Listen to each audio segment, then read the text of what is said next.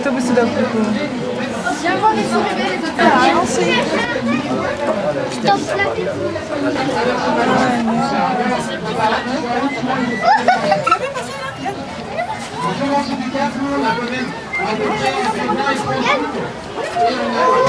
Plus de la moitié des œufs qui n'arrivaient pas jusqu'à l'éclosion. Donc maintenant, il y a une réglementation qui a été mise en place.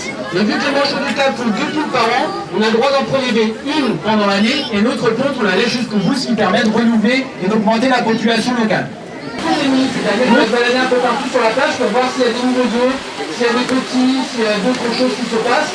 Tout simplement pour pouvoir référencer chaque manchot. Ceux qui arrivent à les adresser à des œufs, on note qui sont les parents qui sont en train de couver. Dès que les petits naissent, on peut les fixer, marquer, identifier les parents pour pouvoir les sortir à la table. On a plutôt pris des comportements, on va dire, naturels de l'animal, et on leur a appris à faire ses demandes pour faire une... Туда. Валя, идем сюда, вот сюда.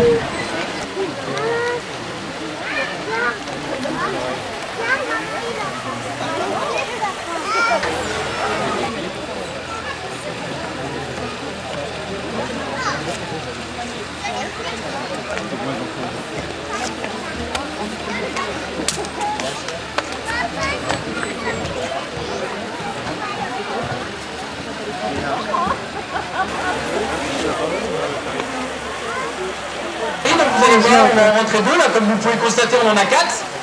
On va rentrer 2 femelles, voilà, Claire-Chen et Sarah.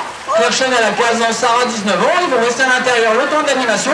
Alors on essaie de varier, hein. Des fois on travaille les 2 qui viennent de rentrer, des fois on travaille les 4 en même temps. On essaie de varier un maximum pour pas qu'ils s'habituent toujours de travailler de la même façon. Et du coup on va travailler les 2 autres, Vasco et Gamma, on va attendre qu'ils se rapprochent, vous allez voir. Pour les présenter un petit peu près, vous allez vite pour que ce soit plus simple de les observer. Alors, vous allez avoir Nicolas, le duo de mâle, qui va travailler Vasco, qui est parti se défouler.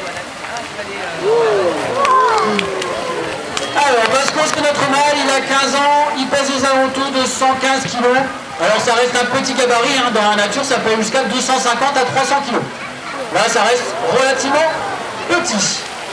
Allez, Vasco qui vient vous dire bonjour un petit peu plus près. Voilà. Et vous avez ma deuxième collègue Chloé qui va travailler la femelle, Gala. Bonjour.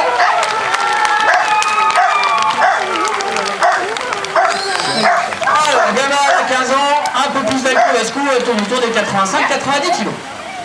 Alors, avec ces 2 otaries, c'est un peu comme les manchots et les pingouins, il y a beaucoup de gens qui se trompent entre les otaries et les phoques. Donc cet après-midi, on va vous illustrer et vous allez peut-être répondre à mes questions pour savoir si quelqu'un connaît les différences entre les phoques et les otaries. Parce qu'il y a beaucoup de gens qui se trompent encore entre ces 2 espèces, donc on va vous illustrer un petit peu ces différences. Alors avant de vous les montrer, est-ce qu'il y a des gens qui connaissent les différences entre les phoques et les otaries? Vous avez le droit de répondre, je ne mords pas. La nageoire, exactement, ça triche derrière. Ouais, comme d'habitude, ça triche fort. Si, ça triche. Voilà, comme vous. Alors, les nageoires, généralement les nageoires avant. Nageoire arrière, il n'y a quasiment pas de différence. Mais les nageoires avant, comme ils vous le montrent actuellement, sont très grandes, très puissantes. C'est ce qui va leur permettre de nager très vite, hein, 50-60 km/h.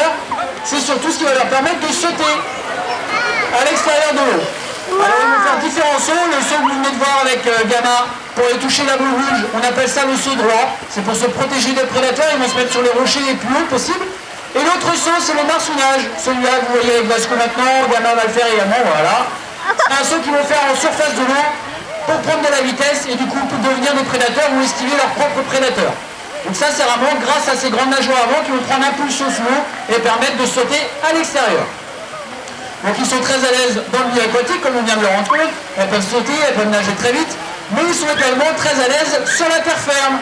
Regardez bien Vasco, là-bas, il commence avec une petite balade, tranquillement avec Nicolas. Gamma va faire la même chose avec Chloé. Vous pouvez vous rendre compte que vu qu'ils ont des nageoires avant très grandes, et ben le ventre ne touche pas le sol.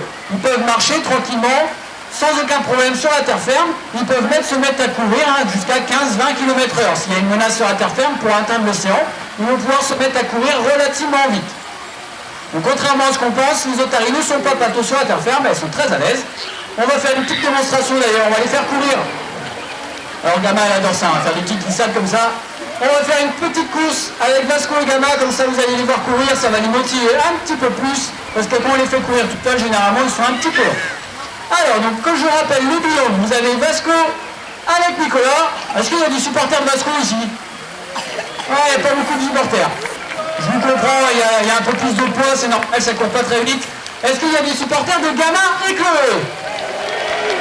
Ah là, rien à dire. Gamma est contente, c'est magnifique. On va voir si le résultat est le bon. On va faire une petite course. Je pense qu'on peut même laisser un peu d'avantage à Vasco parce qu'il est un peu plus lourd. Hein. Ouais, voilà. Je pense que Gamma peut même partir en marche arrière.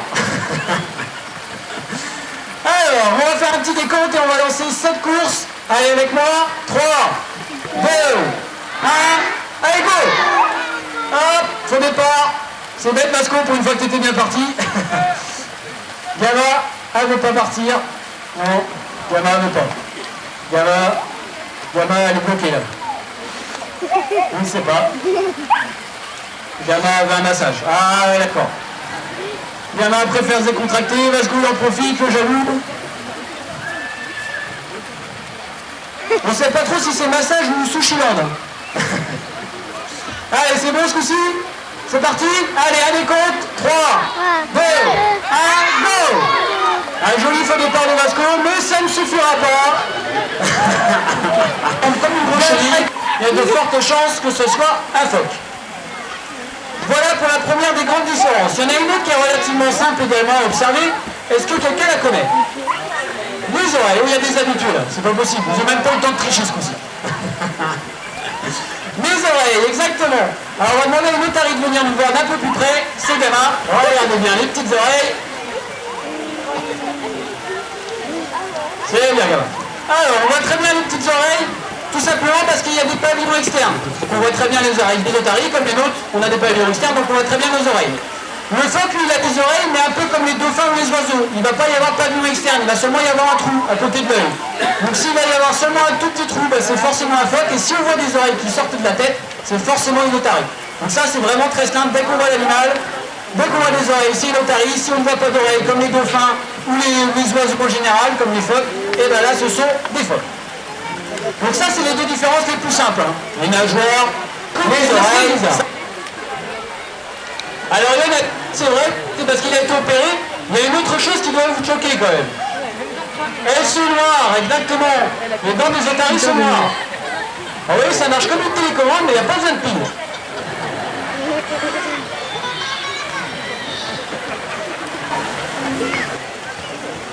Les dents des otaries sont noires. Alors il y a une façon, il y a une raison à ça, c'est la façon dont elles vont s'alimenter. Aboie, exactement, c'est les deux points communs avec les chiens. Les petits sont des chiots et le cri, un aboiement. Alors on va commencer avec Vasco. Écoutez bien le joli aboiement de Vasco. Allez Vasco, aboie. Allez, encore. Et bien Gamma maintenant, Gamma, c'est pas forcément l'aboiement classique, c'est plutôt une chanteuse. Non, très bien, très bien.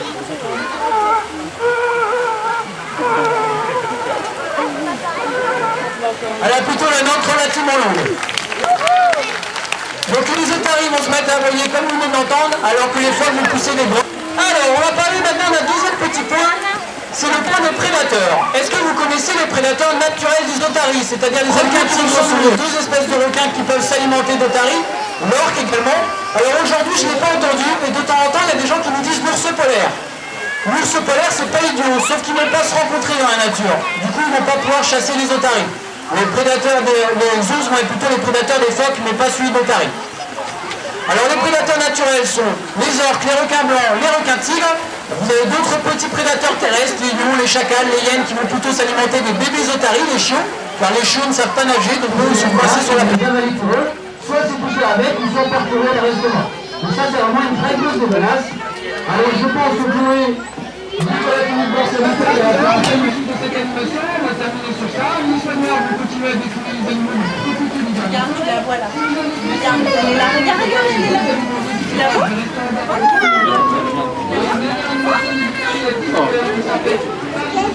Ça va vite. Ça va